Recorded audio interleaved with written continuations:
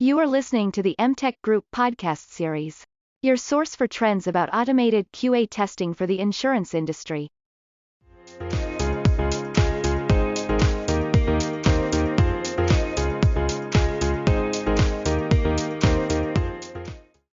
Hey, Kevin, it's good to see you again. Speak with Hey, you Gary, again. my pleasure. I think last time we talked, it was the dog days of summer. Now here we are, right in the middle of, well, I guess the beginning of fall, so to speak. Everything's well? Yep, everything's going good. We're looking forward to some cooler weather here. Yes, absolutely. Well, the Farmer's Almanac has predicted my area is going to be colder and more snow than usual, but it's Canada. What can you do? Yep. Happy Well, to share that. I'm in Texas, Gary, so we will take cooler and snow any day we can get it. Yeah, well, Austin shuts down when there's a little bit of snow. I've seen the flyover shut down, and it's like, really? Yep. Come on. Yeah, it doesn't even require actual snow. They can just forecast snow and we close the schools and the roads. Yeah, yeah, I've seen that. So I wanted to pick up where we left off. Conversation we had a little while ago. I was drilling into your experiences as CIO from New York Life, and if you had any advice around, for smaller organizations, IT executives or managers, and you had some great words about taking quality as a discipline and creating a competence around it, right? We've talked before about QA is not a core competence, generally speaking. I don't want to exclude those who have been successful at making it, but I thought that was a very good, piece of advice. We also talked a little bit about the processes and the data flow in between them. And I think you've seen the news. We just released our product, which does data validation and integrated into our QMT, our model-based approach for insurance carriers. So I kind of wanted to drill a little bit about that and get your thoughts on that. Yeah. Congratulations, by the way. That was a great announcement to see coming out, and I know you guys have been working hard and long on that product release. And congratulations. We've been watching you in the industry, and I think it's a great development and will benefit your clients very well. Yeah, thank you. So I do think, Gary, quality is not necessarily competence or core competency that a lot of carriers have. I think everybody wants to do a good job at quality, but it's not something that is consistently focused on. You have carriers on all ends of the spectrum. You have, smaller carriers that may have small teams, and QA is something that gets done at the end of a project. And you may have carriers kind of in the middle of the spectrum that maybe they have a robust QA life cycle or robust methodology around it, but they may not have a lot of automation. Maybe it's a whole lot of manual testing, and maybe they test the right things, or maybe something slips through because the test suites aren't very mature. In a handful of cases, and it might be 5 to 10% of carriers have a very robust quality process and protocols in place. But regardless, I think, of where an insurance company is on that spectrum, QA and quality should be considered an investment and something that you invest in versus something you have to do or a necessary evil. And whether you're small or big, whether you're very mature or not as mature, if you come at it with the right mindset, I think you can really turn the whole quality thing into not something you have to do, but into something that becomes a strategic enabler for the technology organization and therefore for the business overall. It's a very, very good point. Very good point. So one of the questions I had for you is, in your experience with QA, either through your clients or your own personal experiences at different carriers or working with different insurtechs, the challenges that we seem to find, which is why we spent time figuring out how to design this product as an extension to QMT. True XML is the name of the product, and what it does is it integrates into the model the configuration that a user would provide of their XML file, and then compares the expected results versus the actual results in the file for each successful test case. So if you're randomly generating data and you're putting it through the model, each test case with different data would be validated. Is the file complete and is the file accurate? Complete meaning is everything that's supposed to be there, and accurate from the point of view, just because it's there doesn't mean it's correct. So that's the capability at a high level of the product. And what we've seen is a lot of people, and this is my question, if you agree or if you have thoughts on it, they seem to skip testing data integrity. Yeah, and I don't think that's intentional, Gary. I think it's unfortunately a byproduct of the fact that a lot of this testing is done manually still. So you're not able to really do the boundary testing, the edge testing, all the permutations, what's valid, what's not valid, and because that's all done manually. It's not that necessarily it's skipped, but there's a lot of blank spots in it. There's a lot of blind spots, and in some cases, holes in it, that are relatively large. And to the degree that companies can automate that stuff, and that's one of the beauties of QMT and the product that MTech is offering, is that it minimizes that. It may not 100% eliminate it, but to a very significant Right. and strategic degree, it addresses those kind of challenges. So what would you call, right? So when that file is formed, it's transient, right, between systems, and when it's formed, and by formed I mean it's being written out. The data in it, if it's incomplete or inaccurate, what do we call that? Is that like deficiency, or is that deficient data, invalid data? Like what is the word you would use to describe that? So you're talking, Gary, like if you have an EAP system that it maybe has partial data in it but hasn't completed it. Yeah, for example, it may have an XML tag that's incorrect, or it could be missing. It could have the tag, but it's missing the data in the tag. So what's expected there isn't actually written, but the file is assumed to be complete. So that could be that's a writing error or a formation error. Yeah. And in that case, at a minimum, you'll catch it on the back end when it gets submitted, right? But you don't want to catch it there. You want to catch it as close to the front end of the process as you can. So that's where automating all of those different test criteria and what does success look like? What's the definition of a successful outcome? And getting that automated is as close to the origination of the data as possible. That's important.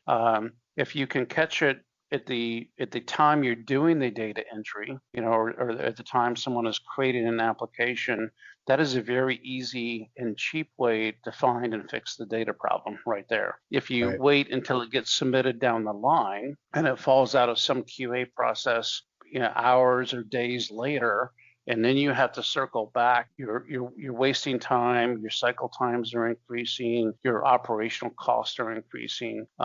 You more likely than not have to get human beings involved to deconflict or fix the issue.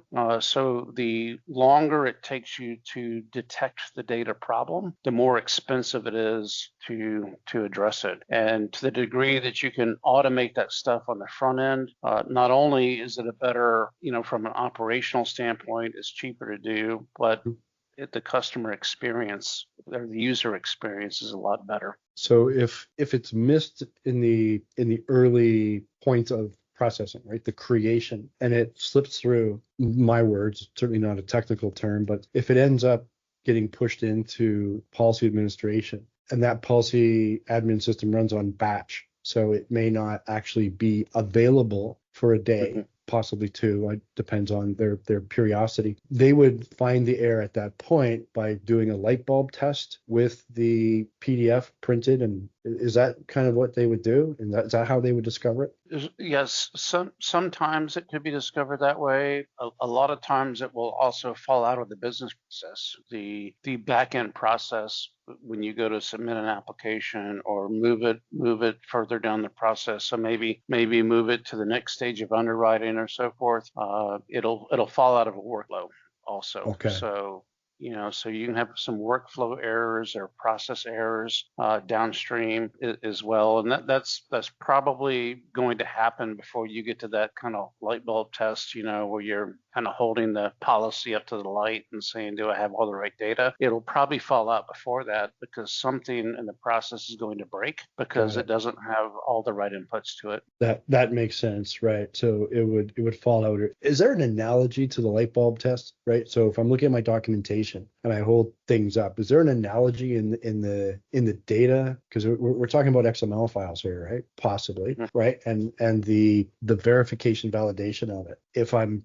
practicing some QA and I'm doing manual observation, is there an analogy to that light bulb thought process? Yeah, I think there is, Gary, right? So, but back in the day, people would hold up, I've got my piece of paper, I want to hold it up to the light, and I got the model, I know it should look like this, does it look like that? When there was that kind of smoke testing, so to speak, if you will, like, does it look the way it should look? And I think today with tools like QMT in the market, whether it's an XML file or even a PDF, or different types of data files, you have a good model. You know what it should look like. You know what data elements are required. You know which ones are optional.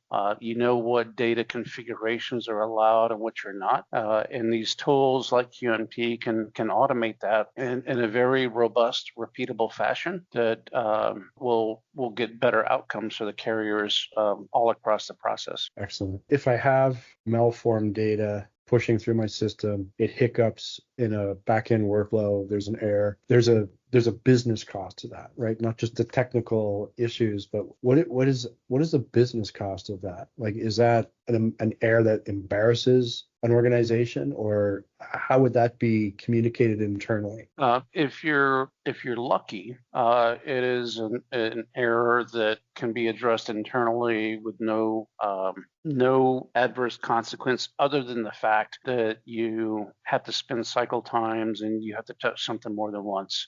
So it impacts your operational efficiency in a negative fashion for sure. But hopefully that's all, if you're lucky. If you're not lucky, depending on the error, it becomes visible to your distribution, your agent, or the broker that's selling the business, that can have negative brand damage. You obviously want to be easy to work with. For companies, insurance carriers that have captive agencies or captive agents, okay, might be an irritation, but may not be a big deal. But if you don't have captive agents and your agents can choose to sell with one carrier or another, if you're too hard to do business with and you keep breaking, they're going to quit doing business with you or quit doing as much business with you, and they're going to go to the other. And so you start to lose business. And another scenario there is if it becomes a problem that's visible to the policyholder, that's maybe even worse, right? Because now you're impacting the actual end consumer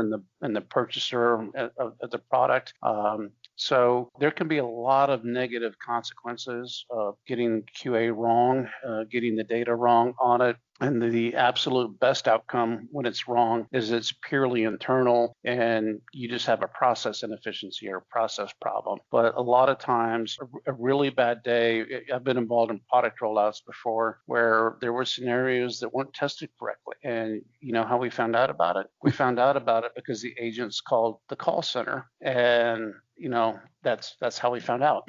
So Yes. that's a bad day when that happens. That's the unhappy customer in this case. So if it affects operational efficiency, clearly that causes delays because you got to do it again. But would that also be considered like a hit on margin? Because if it's a live system, I imagine it would be. Whereas visible to distribution is brand impact, right? And that could also be lost revenue, lost business. So is it a matter of one side internally? If it's discovered internally, you're touching it more than once. It's a margin discussion. But if I'm hitting it with my distributors, I could have reputational damage, terrible consequences around they're not coming back, lost business, right? Mm-hmm. Is that kind of how it would be measured? So the CEO is going to be getting updates on, we lost another distributor. Yeah, that's right. It does have an impact on margin, but typically the COOs of the world, they're not measuring our margin, but they do measure on operational metrics. So it will show up in the form of adverse operational metrics there. Ultimately, that does impact how many employees do you need to stamp X number of widgets, right? And so it does translate into increased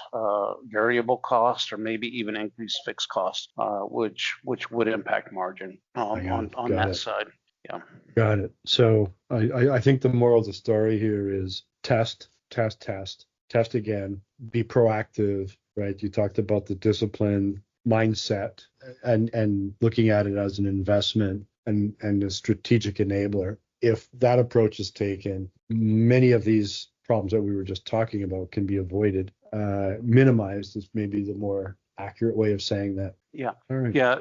You'll never be able to truly eliminate them. There will always be something that happens. Something always goes bump in the night. And if this stuff were easy, everybody would be doing it. But, the good operational or technology executive is going to try to be as proactive as they can to shift quality as far to the left as possible, automate as much as possible. And it's not just about doing the initial automation, but it's about rinse and repeat. Every time you do a product release, or if you do a minor update to a system, you can rerun the cycle and rerun the testing, and you can sleep well at night knowing that you did everything you can to prevent any adverse outcomes. Understood. Well, I think we're at the top of the time, so I want to thank you again, Kevin, for a great discussion. It's always insightful. It's always good. I love learning more. And it's always fun, right, to talk to the people who've actually done, right, been in this seat, so to speak, right? So I appreciate it. We'll have to do this again. Yep, absolutely, Gary. Thank you, and enjoy the cooler weather in Canada. I appreciate it. Thank you.